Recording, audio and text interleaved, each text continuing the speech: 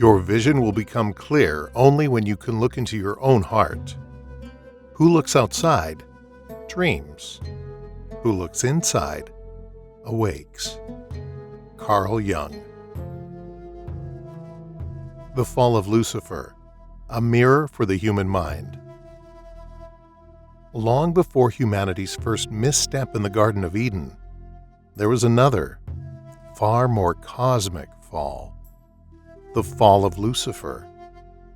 His name, which literally means light bringer, invites us to reconsider everything we think we know about him.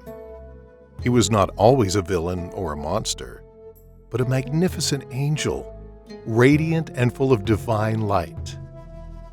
Some ancient texts describe him as the most beautiful and brilliant among all celestial beings, a bearer of wisdom and light.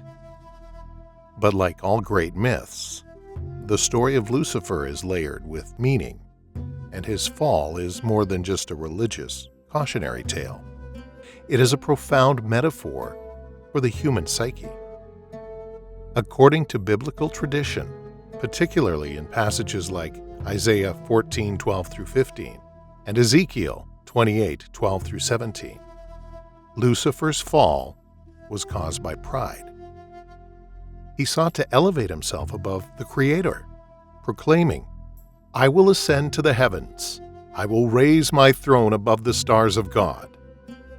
This declaration wasn't merely arrogance. It symbolized the birth of ego in its purest form, the desire to separate oneself from the source of life and light, to become an independent authority. But why does this ancient tale resonate so deeply with us today? Because Lucifer's story is also our story. The fall of Lucifer is a mirror reflecting the moment when the human mind begins to believe it can stand alone, when the ego is born. The ego is, in essence, the I that constructs a false identity to protect itself. It's the sense of I am that separates us from others and from the deeper, interconnected essence that many spiritual traditions call the soul or the divine self. It's the part of us that craves recognition, control, and superiority. When Lucifer said, "I will ascend," he embodied the ego's longing to rule its own kingdom, to reject the boundaries of humility and dependence. From a psychological standpoint, this myth is a profound allegory. It illustrates the tension between our divine origin, that interconnected essence, and the ego's desire to break free and assert itself as the center of existence. It explains why we often struggle with feelings of pride, rebellion, and the illusion of separation. When ego rules, we lose sight of the source of our light, just as Lucifer did. This story invites us to ask, where have I built my throne? In what ways have I sought to be like God by asserting my ego over my spirit? Recognizing this is the first step toward understanding what Lucifer really teaches us about our ego. The ancient Christian theologian St. Augustine once wrote, "Pride is the beginning of sin." This truth is echoed across countless spiritual teachings worldwide. It's the fundamental human flaw, the ego's desire to elevate itself above all else, disconnected from humility or compassion. This is why the fall of Lucifer remains a powerful archetype. It's the story of pride untempered, of light turned to shadow, of brilliance lost in self-absorption. And it's a story not just about angels or demons, but about each of us. Because every time we allow our ego to blind us to connection, to love, or to humility, we repeat that ancient fall on a personal level. The ego's illusion. Light without source. Lucifer, the light bringer, teaches us a paradox. Light can both illuminate and deceive. The ego shines with a brilliance that can look radiant on the surface, but it is a reflection, not a source.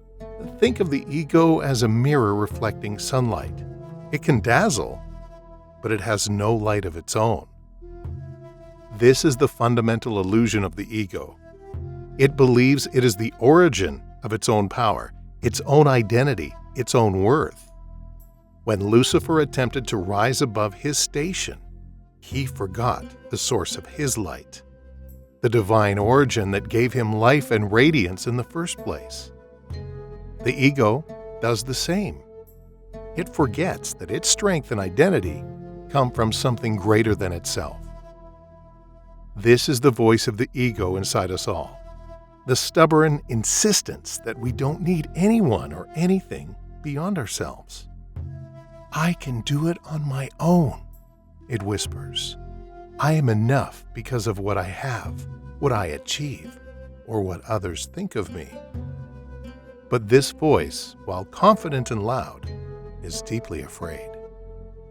Fear is the engine driving the ego's relentless need for control and recognition.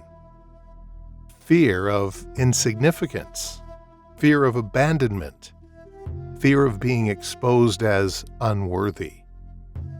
This fear masquerades as pride, ambition, or arrogance, but at its core, it is vulnerability hiding behind a mask.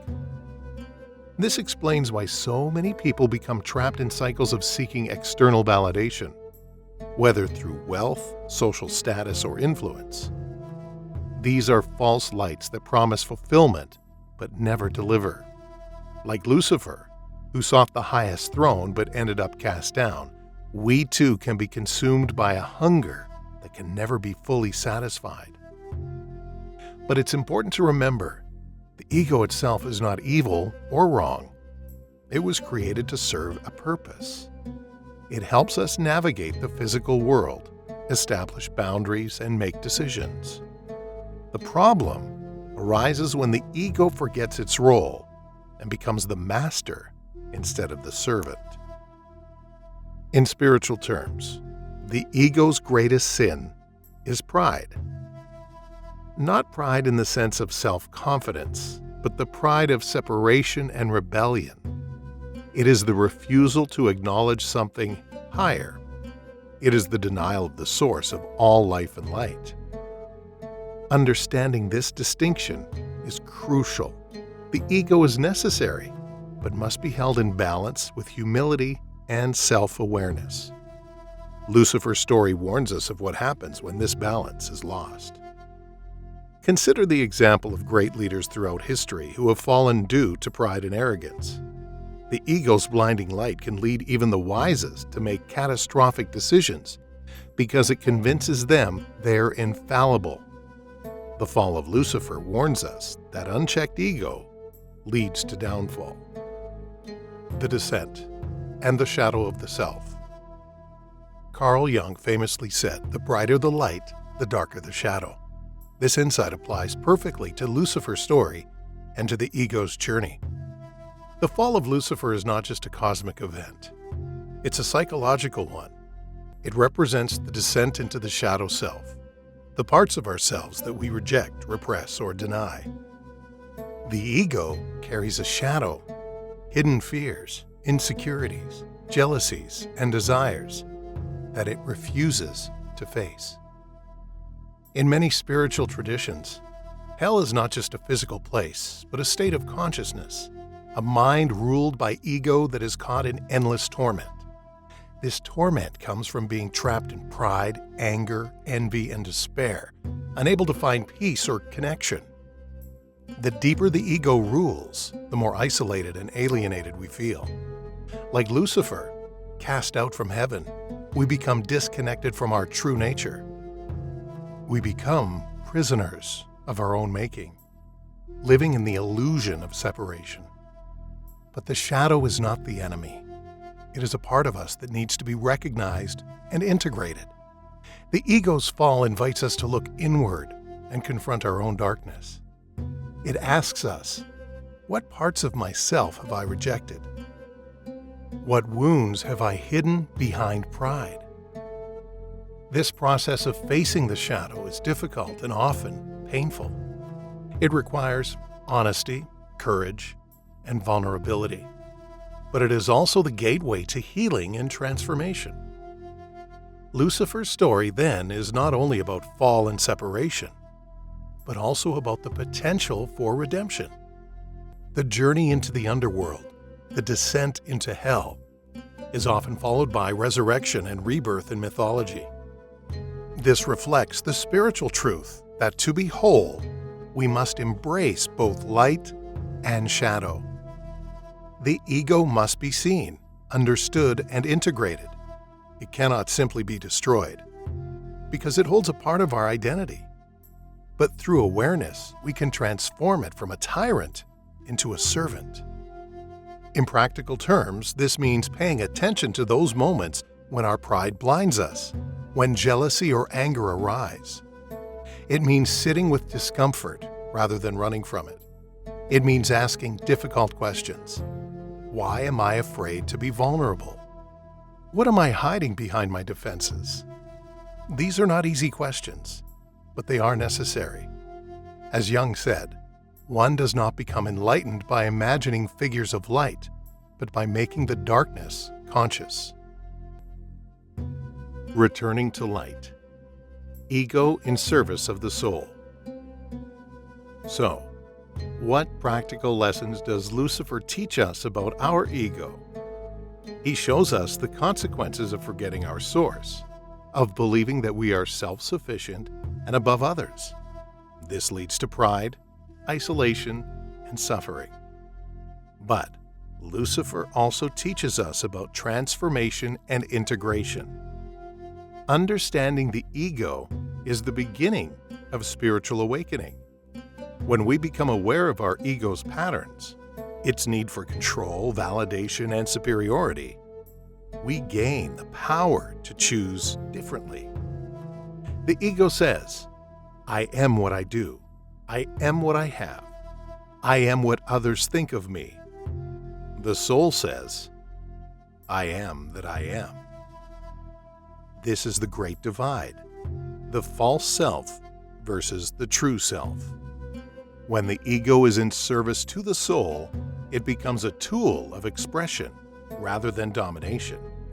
It can help us navigate the world with confidence and clarity without losing touch with our inner truth.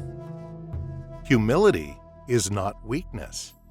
It is strength aligned with reality. Love is not passive. It is ego-transcended.